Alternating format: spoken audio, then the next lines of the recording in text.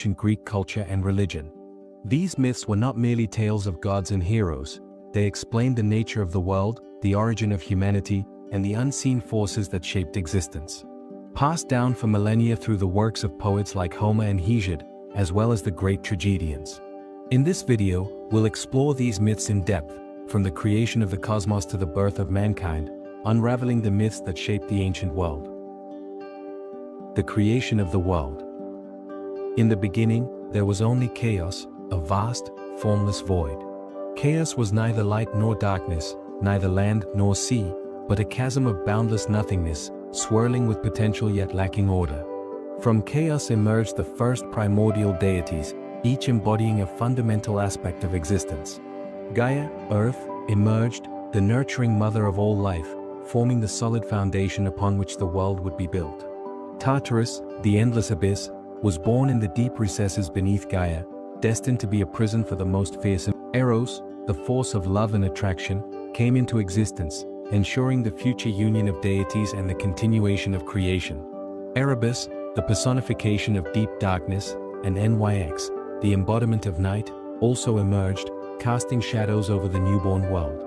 Gaia alone, without male assistance, gave birth to Uranus, the sky, Pontus, the sea, and Urea, the mountains. Uranus enveloped her with his vast expanse, forever stretching above her, his starlit presence resting upon her fertile lands. Uranus became her equal, and together, Gaia and Uranus gave birth to the mighty Titans, a race of 12 powerful, immortal beings, equally divided between 6 males and 6 females. The first Titan to be born was Coeus, the eldest, followed by Crius, Hyperion, Iapetus, Oceanus, and then the first female Titan, Mnemosyne, followed by Phoebe, Thea, Themis, Tessis, and Rhea. The final Titan to be born was Cronus, the wily, youngest, and most terrible of them. Following the birth of Cronus, Gaia and Uranus declared that the Titans would no longer be conceived. They also conceived the Cyclopes, one-eyed giants of unparalleled craftsmanship. Brontes, thunder, Steropes, lightning, and Arges, bright, and then they conceived the Hecatoncheires, Cottus, Briareos, and Gyges, monstrous beings with 100 hands and 50 heads, whose raw strength surpassed that of any other creature. However, the joy of creation soon turned to sorrow, for Uranus feared the power of his children. He saw their strength as a threat to his rule, and one by one, he forced them back into Gaia's womb, imprisoning them deep within her depths. Gaia writhed in agony, for her children, powerful though they were, remained trapped inside her, unable to see the light of the world. She longed for their freedom and plotted against Uranus, seeking a champion among her sons who would rise against their tyrannical father. Gaia, filled with anger and sorrow, sought vengeance against Uranus. She roamed the earth, calling upon her children to rise against their cruel father. Yet, none of the Titans dared to oppose Uranus, for his power was immense, and his wrath, unyielding. The eldest among them hesitated, fearing the consequences of rebellion. But one son, the youngest of the Titans, Cronus, was bold and cunning. Seeing his mother's distress and yearning for power, he agreed to her plan. Gaia, filled with both pride and sorrow, forged a mighty sickle from the indestructible adamantine for Cronus and concealed him within a hidden crevice on the slopes of Mount Arthres, where he lay in wait for his father. When Uranus descended to mate with Gaia on Mount Arthres, Cronus ambushed him.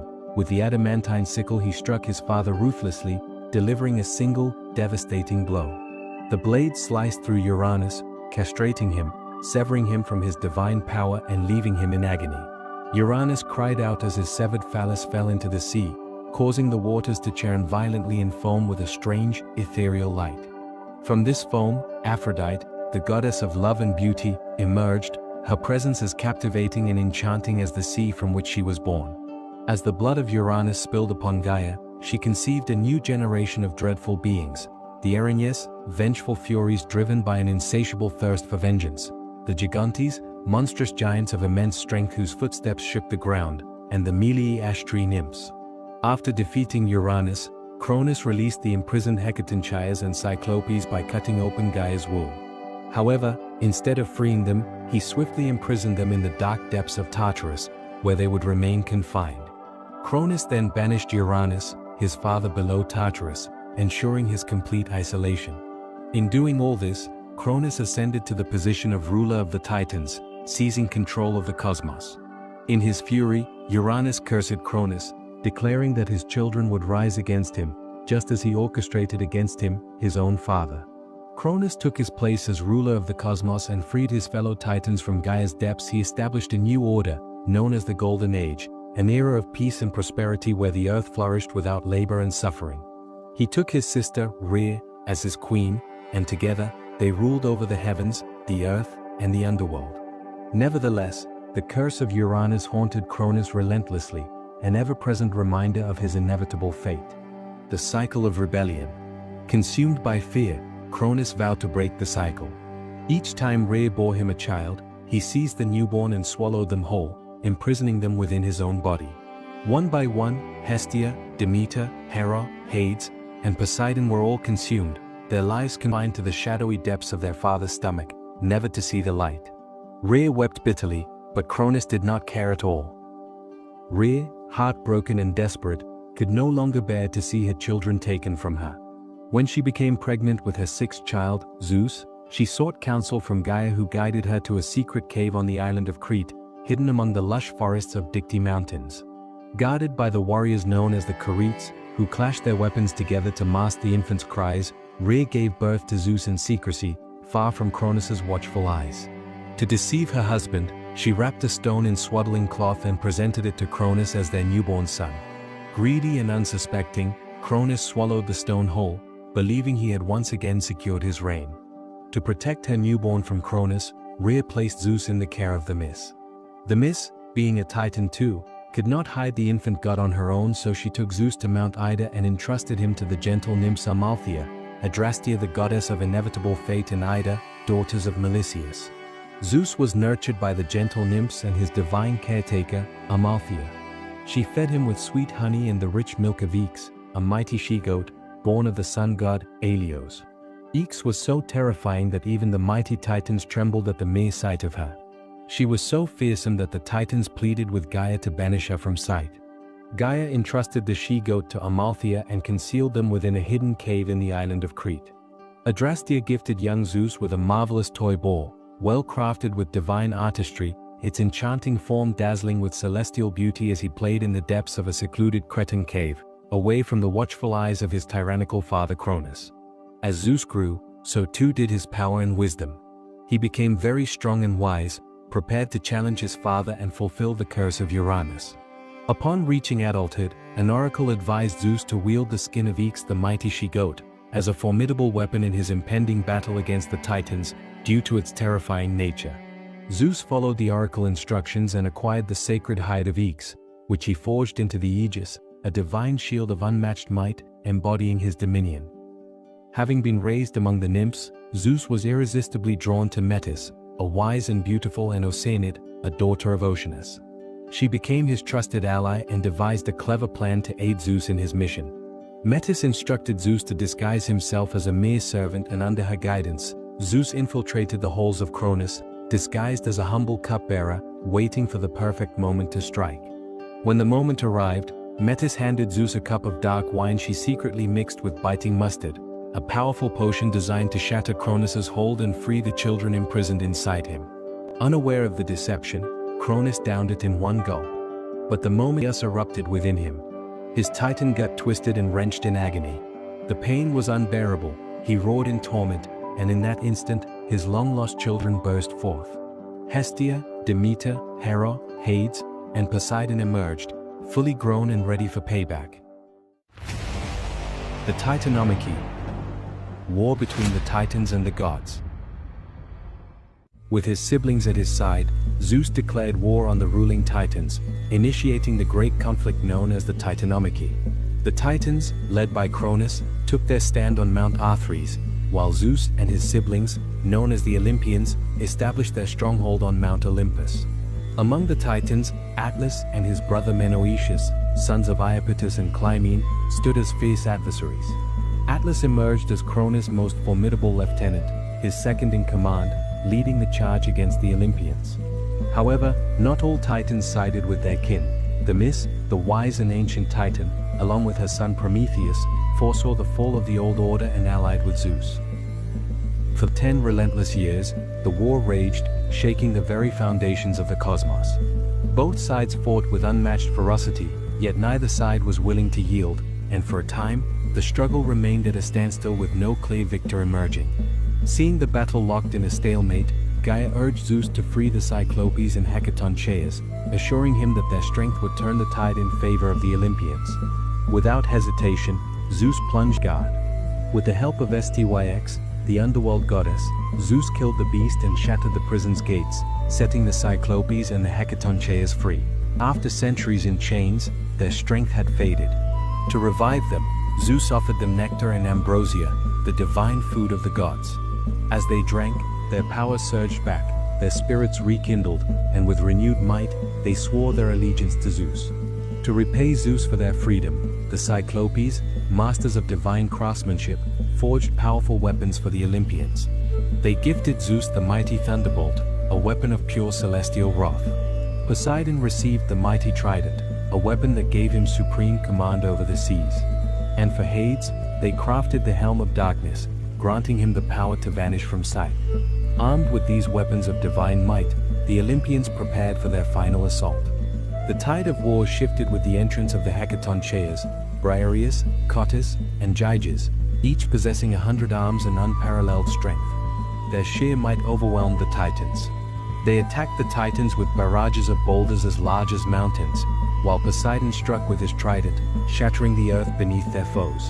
Hades, unseen, weaved through the battlefield, striking terror into the hearts of the Titans. Zeus unleashed his thunderbolts with relentless fury, scorching the battlefield and laying waste to the Titans. Hera, Demeter, and Hestia, though not as combat-oriented, used their divine influence to support their brothers. Hera rallying the Olympian forces, Demeter cursed the land of the Titans to starve them of food and herbs, and Hestia maintaining the divine hearth that sustained their war efforts. The final battle erupted into a cataclysmic clash between father and son, Cronus and Zeus. The heavens trembled as Zeus and Cronus clashed, each strike sending shockwaves through the cosmos. Wielding his colossal sickle, Cronus fought with desperate fury, but Zeus, armed with the unstoppable lightning of the thunderbolt, rained fury upon him.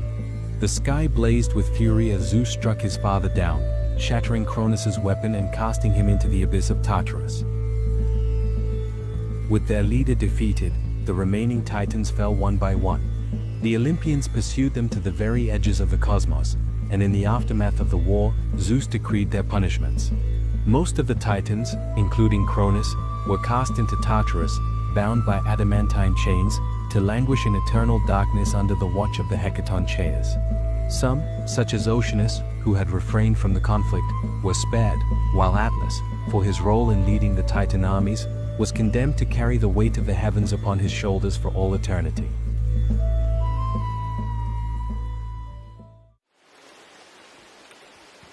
The gods' ascension to power. With the Titans overthrown, the age of the Olympians began. Zeus, now the supreme ruler of the cosmos, divided the realms among his brothers by drawing lots. Poseidon was granted dominion over the seas, Hades the underworld, and Zeus himself the sky as his domain. The Olympians established their rule from Mount Olympus, where they ruled, maintaining order and balance in the cosmos. The wives of Zeus and the birth of Athena. After Zeus and his siblings won Titanomachy, Zeus got married to Metis, the wise Oceanid, as his first wife. However, a dire warning from Gaia and Uranus foretold that Metis would bear children more powerful than their father.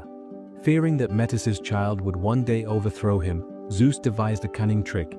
Knowing Metis could shapeshift, he lured her into transforming into a tiny fly, then swallowed her while she was pregnant with their daughter.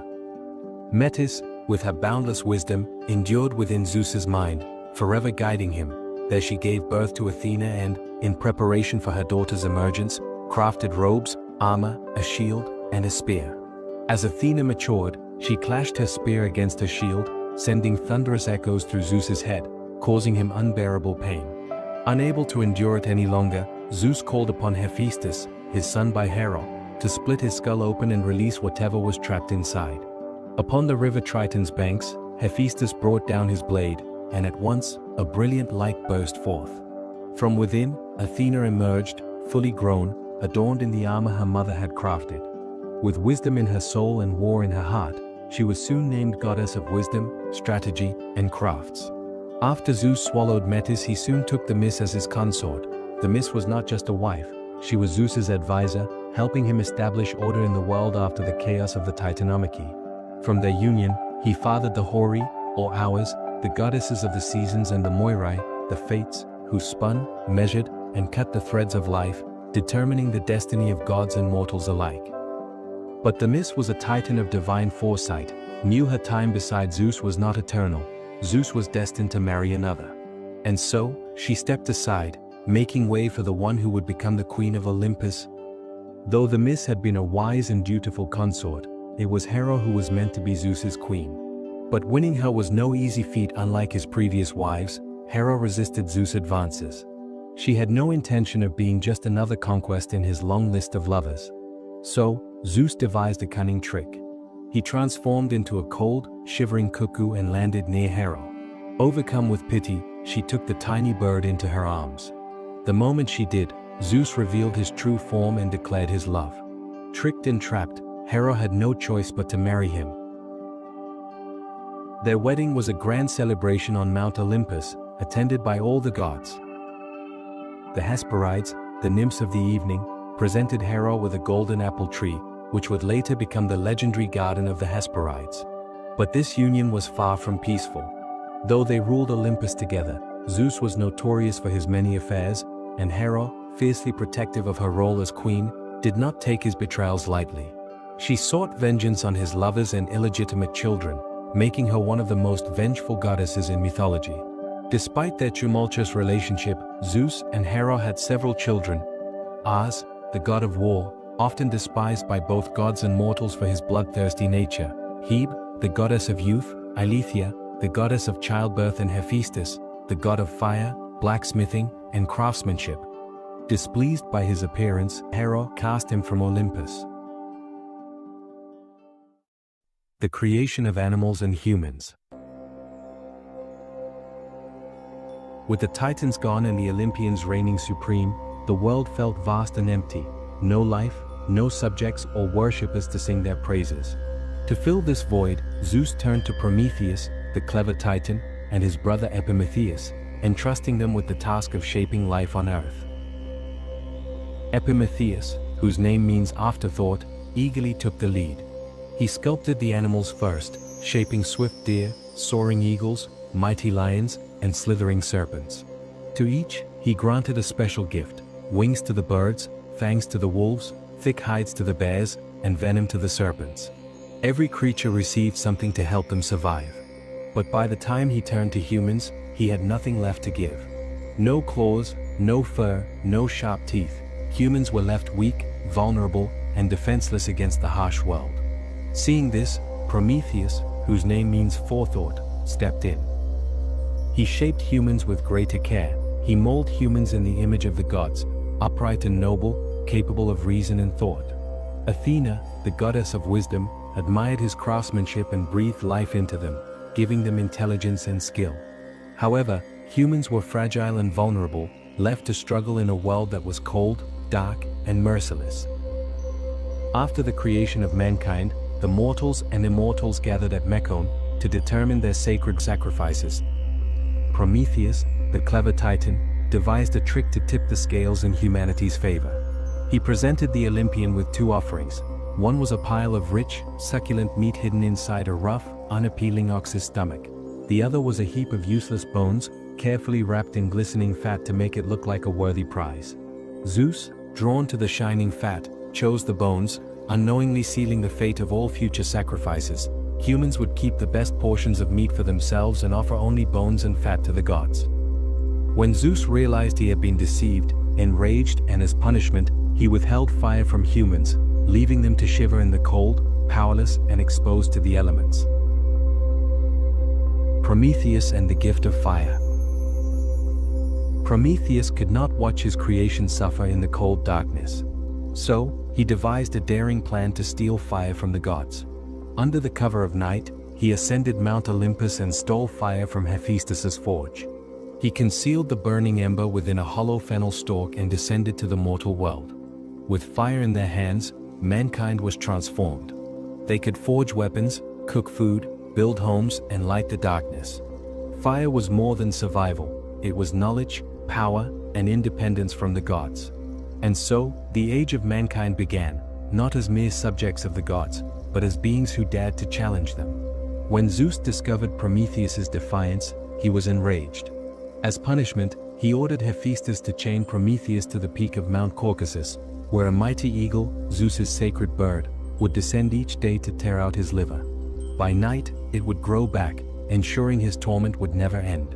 Prometheus endured this agony for countless years, refusing to submit to Zeus's will. But fate was not done with him yet.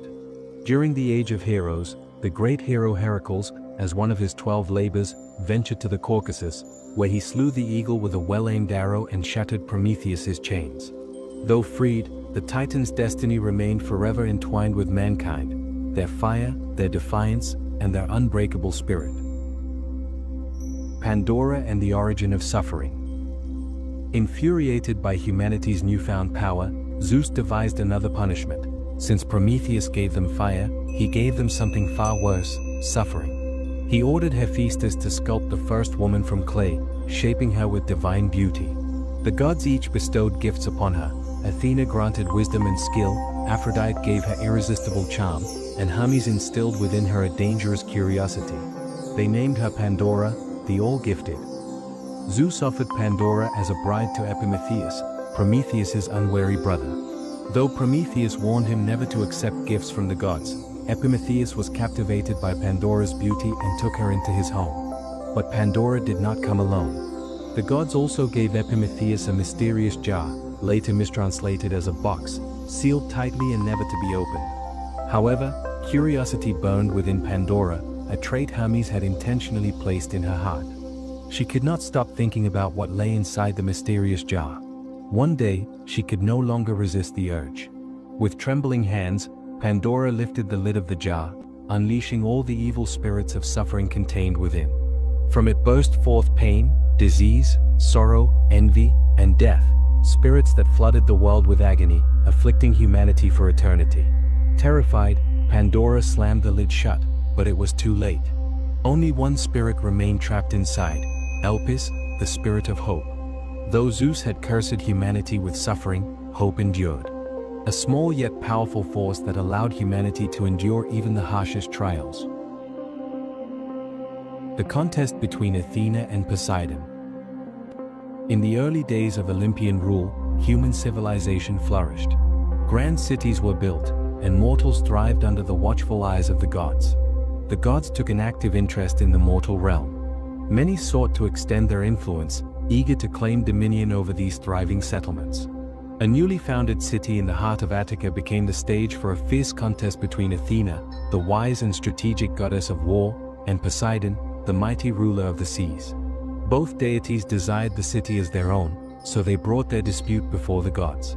To settle the dispute, Zeus decreed that each god would offer a gift to the city's people, and the one whose gift was deemed the most valuable would win patronage over the city. Poseidon, mighty and proud, struck the earth with his trident, and from the ground surged a magnificent spring. However, the water was salty and undrinkable, as it came from the depths of the sea. Though impressive, the people found little use for it. Athena then stepped forward and planted a single olive seed in the soil. Before the eyes of the gathered mortals, the seed quickly grew into a strong and bountiful olive tree. The people marveled at its usefulness, for from it they could harvest olives for food, oil for light and medicine, and wood for tools and shelter. Seeing the value of Athena's gift, the city's people chose her as their patron deity. Enraged by his defeat, Poseidon struck the earth once more, unleashing violent earthquakes and floods upon the land. But Zeus intervened, commanding him to halt his wrath. With no choice but to accept his loss, Poseidon withdrew, though his temperamental nature would continue to affect the land and sea of Attica for ages to come. From that day forward, the city was named Athens in honor of its patron goddess. The Parthenon, a magnificent temple, was later built in her honor, standing as a testament to her wisdom and protection over the city and its people. The Gigantomachy, the battle of the giants and the gods. Despite the Olympians' victory over the Titans, their reign was soon challenged again. Enraged by the imprisonment of her Titan children, Gaia incited the Gigantes, a race of colossal giants, each nearly as powerful as the gods themselves, to overthrow Zeus and the Olympians in a war known as the Gigantomachy. It is said to be the most important divine struggle in Greek mythology. Led by the formidable Alcyoneus and Porphyrion, the giants stormed Mount Olympus, hurling mountains and blazing trees upon the gods. The battle raged for years, but no matter how hard the Olympians fought, they could not slay the monstrous giants. Gaia, the primordial goddess of the earth, foresaw that the giants could not be slain by gods alone, only a mortal could land the fatal blow. To ensure the victory of the giants, Gaia scoured the earth for a sacred herb that would make them invincible. But before she could find it, Zeus uncovered her plan and ordered the sun, Helios, moon, Selene, and dawn, Eos, to cease their light, casting the world into shadow. Under this cover of darkness, Zeus scoured the land, uprooting every last trace of the herb, leaving the giants vulnerable. Zeus, knowing that only a mortal could strike the killing blow, entrusted Athena with finding a champion worthy enough to fight with the gods. Without hesitation, she summoned Heracles, the mightiest of all mortals. Armed with his bow and arrows laced with the deadly venom of the Lernaean Hydra, Heracles joined a battle against the towering giants, ready to turn the tide of war. His first target was Alcyoneus, the formidable leader of the giants. With deadly precision, Heracles struck him down. But to his astonishment, Alcyoneus rose again, revived by the very land of his birth, Pallene. No matter how many times he struck Alcyoneus down, the earth itself restored him, making him unstoppable. Athena, the goddess of wisdom and war, saw the flaw in Alcyoneus' power and advised Heracles to drag him beyond his native land. There Heracles held him by his hair and stabbed him to death. Porphyrion, enraged by the death of Alcyoneus, charged at Hera, but Zeus struck him with a thunderbolt, leaving him defenseless. Heracles seized the moment and finished him with an arrow to the heart. As the battle raged on, Apollo shot an arrow that pierced Ephialtes' left eye, and before he could recover, Heracles struck the right eye, blinding him completely. Eurytus was overpowered by Dionysus, struck down by his enchanted thyrsus. Clitius was set ablaze by Hecate's torches, while Mimas was obliterated by a red-hot missile forged by Hephaestus. Athena, with unyielding might, crushed Enceladus beneath the island of Sicily. She then slew Pallas and used his skin to fashion her divine shield, the Aegis. Poseidon, wielding his immense power, broke off a piece of the island of Kos and crushed it upon Polybotes, burying him beneath the waves for eternity. From afar, Artemis loosed a fatal arrow into Gratian, while Hermes, cloaked in Hades' invisibility helm, silently ambushed and slew Hippolytus. The Moirai, the weavers of fate, descended upon Agrius and Thoas, beating them to death with their bronze clubs. One by one, the rest of the giants fell, struck down by Zeus's thunderbolts and slain by Heracles. The Gigantes were vanquished at last, their writhing bodies swallowed by the earth itself, forever buried, their restless spirits shaping the mountains and volcanic islands of the world. The revolt of Hera, Poseidon, and Athena. Zeus ruled Olympus with absolute authority, his thunderbolts a symbol of his unchallenged might. Yet his rule was not without dissent. His wife, Hera, queen of the gods, had long resented his infidelities and his high-handed governance. At last, she found allies in Poseidon and Athena, who shared her frustrations. Together, they devised a daring plot to overthrow him and reshape Olympus. Their plan was bold. Knowing that even the mightiest of gods had moments of vulnerability, they waited until Zeus was deep in slumber. Under the cover of night, they moved. With great effort, they fastened unbreakable adamantine chains around his limbs, binding the king of Olympus so that he could not move. As he stirred, his confusion quickly turned to rage, but even his immense strength could not shatter the divine chains. The gods stood over him, triumphant, believing for a moment they had won. Yet the heavens had not forsaken their king. Far from Olympus, the sea nymph Thetis, a loyal ally of Zeus, witnessed the treachery. Without hesitation, she sought out the one being mighty enough to tip the balance, Briareus, one of the 100-handed Hecatoncheias, a titan of unfathomable strength and unwavering loyalty to Zeus. Answering her call, Briareus ascended to Olympus, and with effortless might, shattered the unbreakable chains that held Zeus captive. The moment Zeus was freed, his wrath was swift and merciless. Hera, as the chief instigator, suffered the greatest punishment. He hung her from the heavens with golden chains, forcing her to remain suspended in the sky, powerless and humiliated. Her cries echoed through Olympus, but Zeus was unmoved. Poseidon, humbled by his failure, was stripped of his authority for a time, his dominion over the seas momentarily curtailed. Athena, ever the strategist, recognized the folly of their rebellion and swiftly sought her father's forgiveness. Unlike the others, she was granted leniency, her wisdom sparing her from his rage. The revolt failed, and Zeus's rule remained unshaken. Though discord brewed beneath the surface, the gods learned one immutable truth: Olympus would always yield to its king. The birth of Typhon. Even after the Gigantomachy, Zeus's rule over the cosmos was not secure. Gaia, still enraged by the downfall of her children, sought revenge against the Olympians. In her fury, she bore one final and most terrifying offspring, the monstrous Typhon. Typhon was no ordinary creature, he was the greatest terror the world had ever seen. Towering above the mountains, his head brushed the very stars. His eyes burned with fire, casting an eerie glow upon the land, while his body was covered in countless writhing serpents. His wings, vast as storm clouds, blotted out the sun, and when he spread them, he could cover the heavens in darkness. His hands stretched from east to west, and from his legs coiled the massive viper tails that struck the earth with deadly force. His voice was a cacophony of bestial roars, mingling the howls of wolves, the screams of lions, and the hiss of serpents. Typhon was not merely a beast of destruction, he was Gaia's ultimate weapon, the embodiment of chaos itself, meant to bring ruin upon the Olympians and restore the old order. Zeus versus Typhon, the battle for the cosmos. As Typhon emerged from the depths of the earth, a shadow fell over Mount Olympus. Typhon sought to overthrow Zeus and claim dominion over the cosmos. The sight of Typhon's monstrous form struck terror into the hearts of the gods. One by one, they all abandoned Olympus, fleeing in desperation. Seeking refuge, the gods traveled to Egypt, where they disguised themselves as animals to escape Typhon's wrath. Apollo became a raven, Hermes an ibis, Artemis a cat, and Aphrodite, along with her son Eros, transformed into fish. But Zeus, the mighty ruler of Olympus, would not cower, he alone stood his ground. A cataclysmic battle erupted between them, shaking the heavens and the earth. Zeus hurled thunderbolts, but Typhon's strength was unmatched. He retaliated with storms and hurricanes, uprooting mountains and sending them crashing into the sea. Rivers boiled, and the heavens roared with chaos as their battle raged. Typhon's power was overwhelming.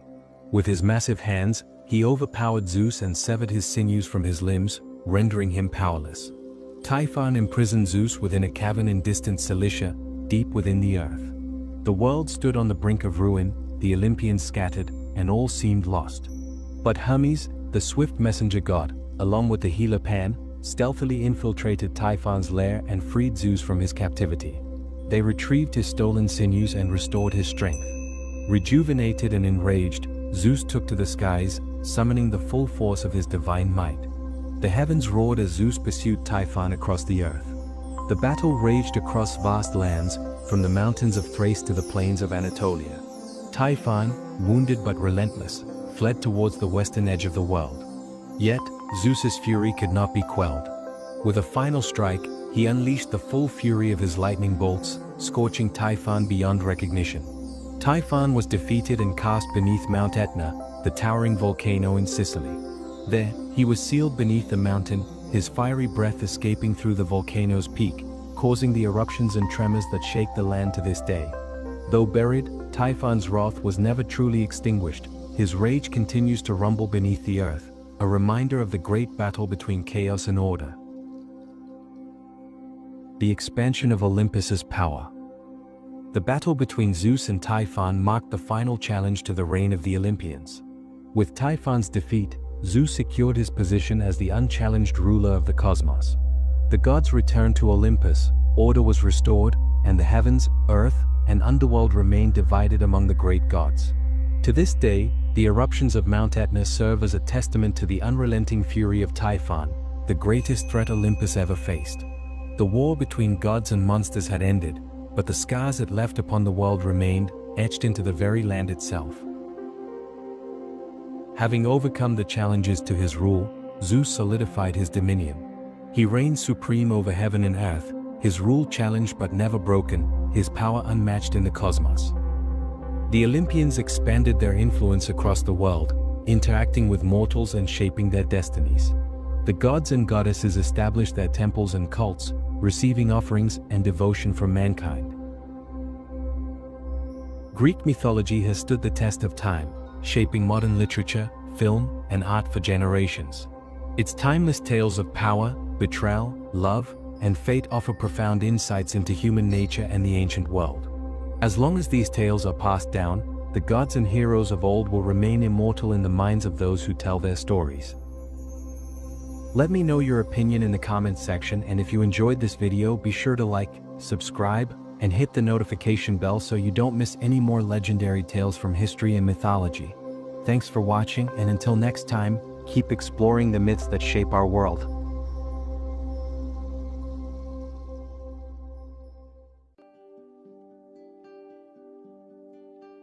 Greek mythology is an expansive collection of stories that formed the foundation of ancient Greek culture and religion. These myths were not merely tales of gods and heroes, they explained the nature of the world, the origin of humanity, and the unseen forces that shaped existence. Passed down for millennia through the works of poets like Homer and Hesiod, as well as the great tragedians. In this video, we'll explore these myths in depth, from the creation of the cosmos to the birth of mankind, unraveling the myths that shaped the ancient world. The creation of the world. In the beginning, there was only chaos, a vast, formless void. Chaos was neither light nor darkness, neither land nor sea, but a chasm of boundless nothingness, swirling with potential yet lacking order. From chaos emerged the first primordial deities, each embodying a fundamental aspect